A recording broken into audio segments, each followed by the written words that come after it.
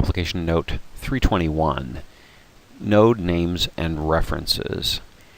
Throughout the training series, you've seen a variety of times where we've used the names of nodes or more abstract ways of finding nodes in references. And when we say references, there are a variety of places either in scripts or in layout rules where you need to refer to a property of another node or another node by name or by some sort of indirection.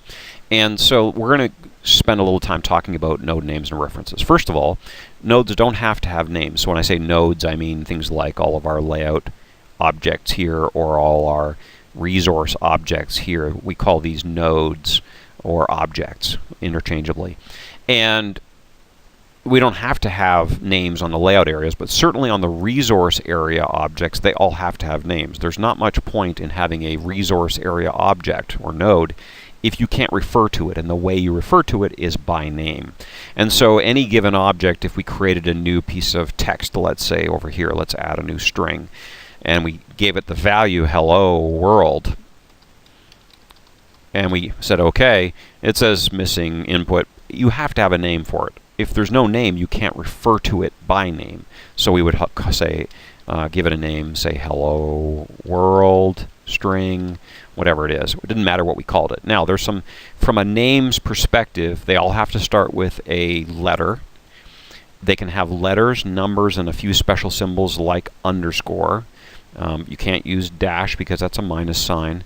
So it's really letters, numbers, and underscore. Has to start with a letter, and it's case sensitive. So the lowercase hello is not the same as uppercase hello, and they could be completely different variables or objects with the different cases. So we name all of our objects in the resource area, otherwise you can't use them. And in the layout area, you don't have to name everything. This content area frame doesn't have to be named if nobody refers to it by name. It just could be an anonymous frame holding the contents of whatever is in the middle of this page. That's fine. In which case, if there's no name, you'll see the type of the object there instead of the name, and you'll see it in a light gray. So this is a frame type node or object without a name. And you can click over here and give it a name, content area, and now it shows the name over here. Or you can actually use the F2 key, and just like in Windows, and now you can access the name. So if I am here, I can press F2 and it allows me to edit the name of the footer. Press F2, it allows me to edit the name of the content area. That's a straight rename, not a refactor. So things that refer to it when you use F2 will get broken, because if something refers to, let's say, content area by name, and you just rename the object, everything else will still be referring to content area, even though this has maybe called content area 2, for instance. Okay, so now we know about names. And you'll see, for instance, that in the psplash area or the header area, if you remember, we referred to this object iLogo and its property outer height. And iLogo is a resource object right there, and its name is iLogo. And it does have a property outer width that was set. So in this case, our content was referring to an object dot property, iLogo dot its outer height property. The glass 0 dot height is also an object. It's an object in the platform section, so it's a built-in object.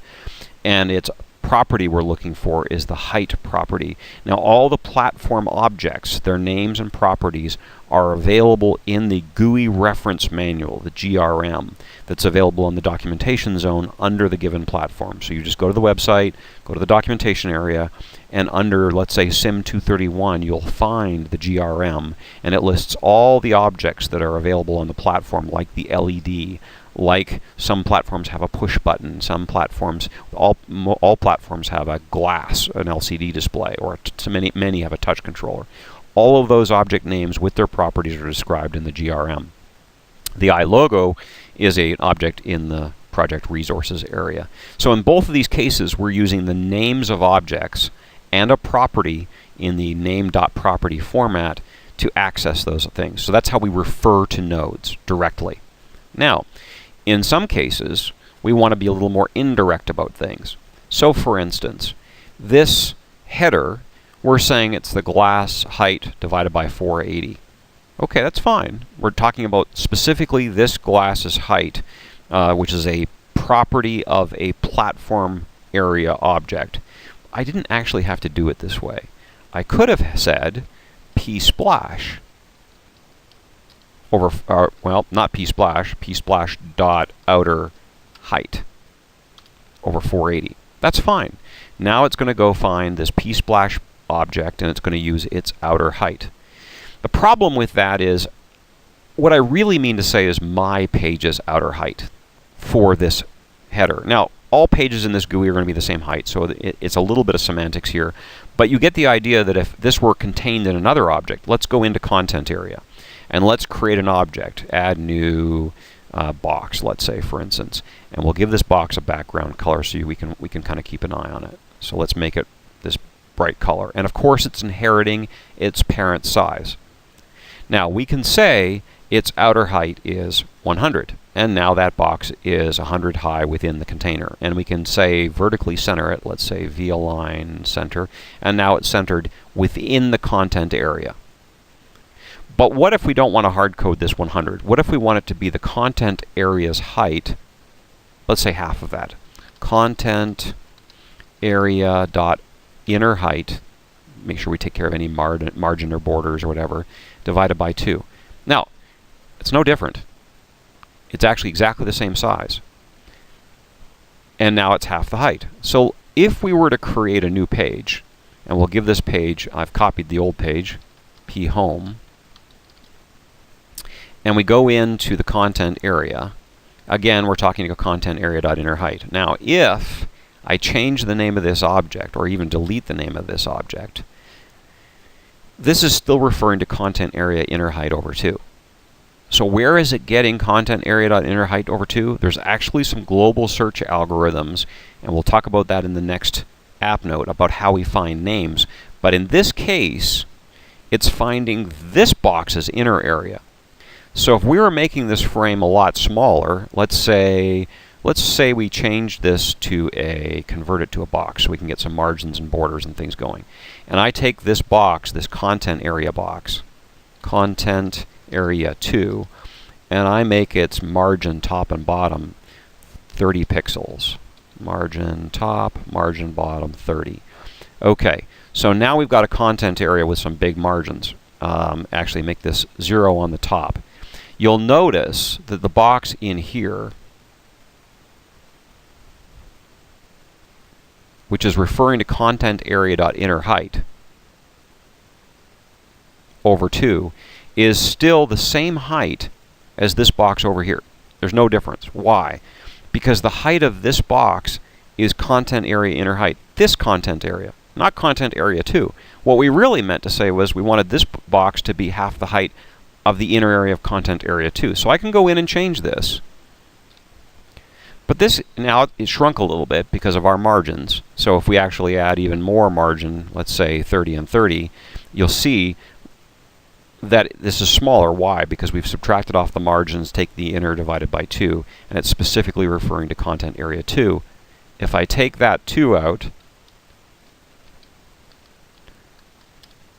it's that one over there, content area over there. That's not what we really meant.